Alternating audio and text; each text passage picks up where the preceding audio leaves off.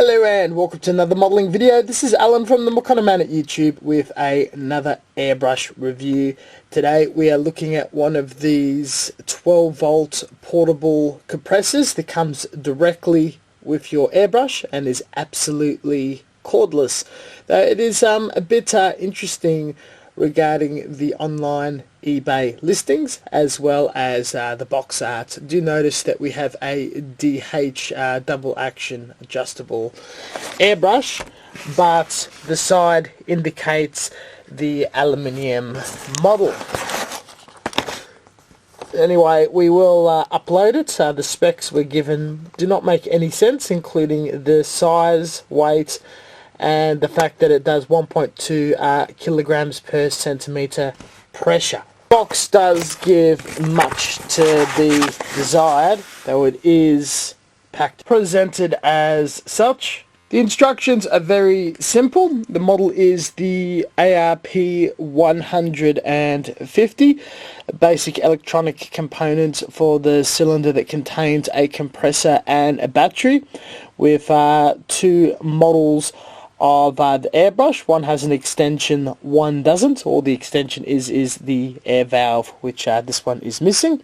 We will get back to that. It just tells you to plug it into a USB power source for 1 hour, and it has about half an hour run time, running at 8 to 9 psi working pressure with a hold pressure of about 17 psi. At least it is honest with working pressure. The compressor has a pushable button. Once wears out, it's no good.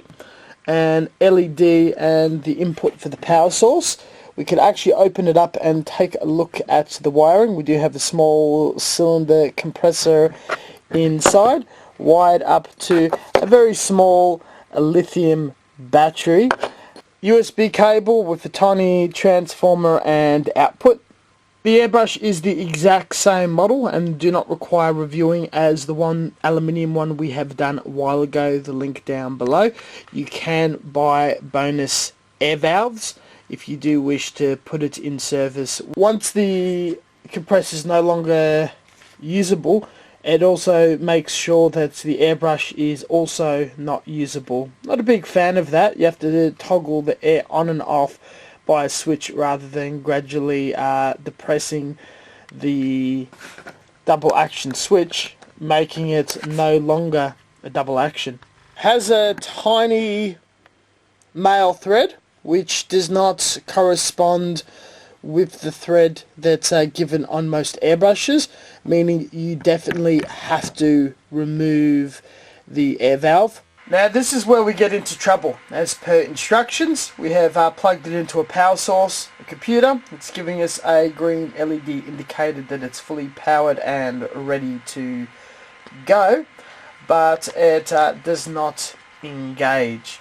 So when I push the button, there's no power or the pump engaging, and with it removed, there is still no air source coming out. Plugged into mains power, still have no luck. I suspect either the small charging cable is faulty. Surprisingly, this capacitor holds the charge. To give the retailer the benefit of the doubt, we have a listing here that I exactly bought from.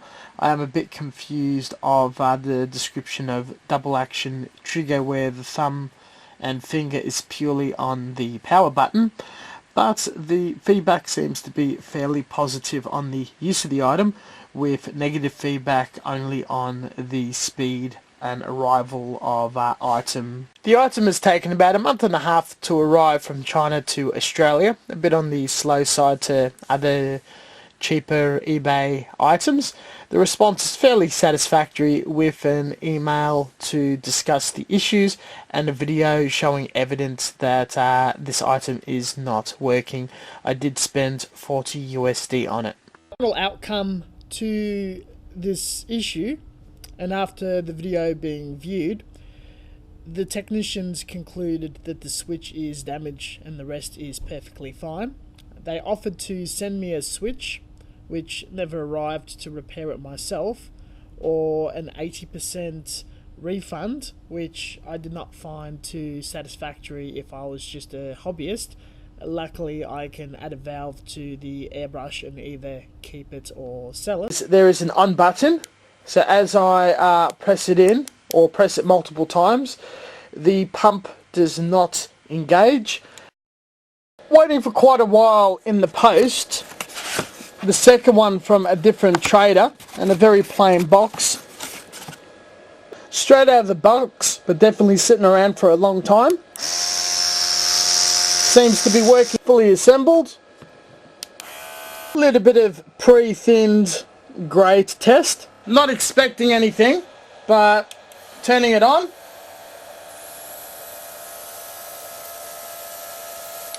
That is actually pretty impressive.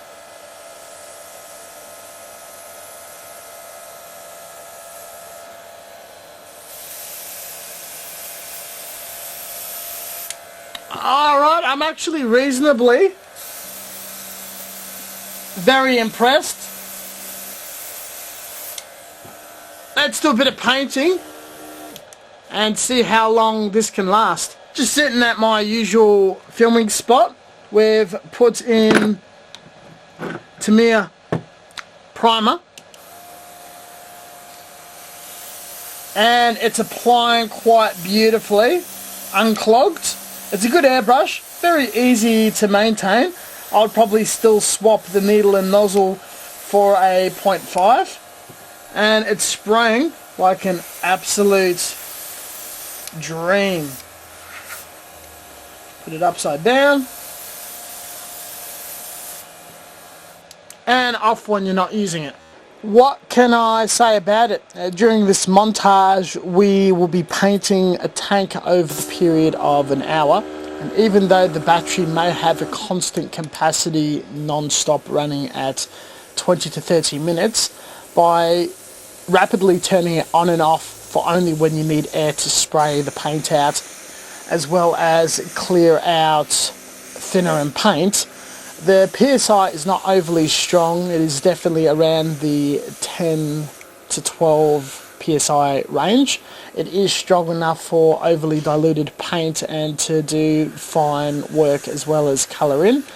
As well, paired with this aluminium airbrush, which I have a very high opinion of in a previous video, you're able to get a fair amount of coverage and paint a model just as efficiently as those other 12 volt compressors or a single piston no tank cheaper compressors.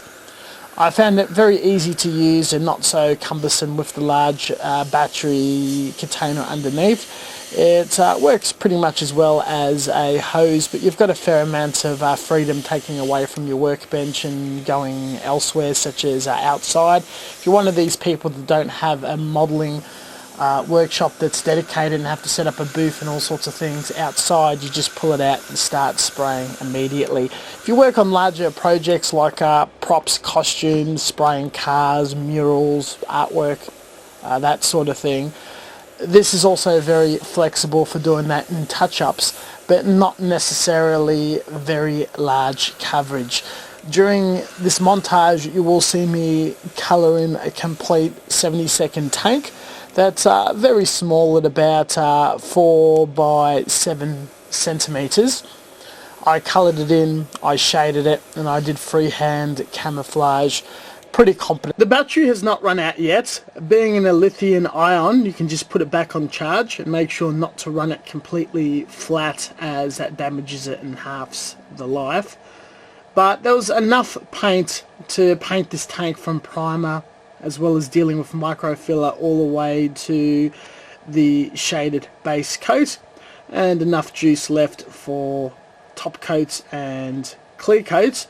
Cleaning it was very easy, but at the start of the video where I had issues with customer service, as well as the battery or the switch not working, utilising cheap parts, that is a big concern that straight out of the bat buying one will not result necessarily in getting one that works straight away, and due to being accompanied with a battery, very slow to ship and get your hands on. I would not necessarily recommend this for a beginner or at all, as it is fairly shady circumstances in getting your hands on one.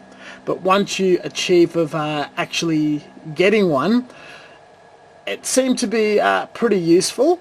I'm not too sure at this stage if it's just the novelty of having the freedom of working away from your desk, as I've done a few large diorama projects, but I suppose it's a case by case of do you see use and can it be useful for the sort of art and work you do, or do you want to use it away from power sources and whatnot. Here's a close look of the tank that I've shaded. Pretty happy. And that concludes the review of the portable cordless airbrush. Thank you very much for watching. As always, until next time, stay tuned for further content, and we'll continually buy and test new products. Catch you guys later.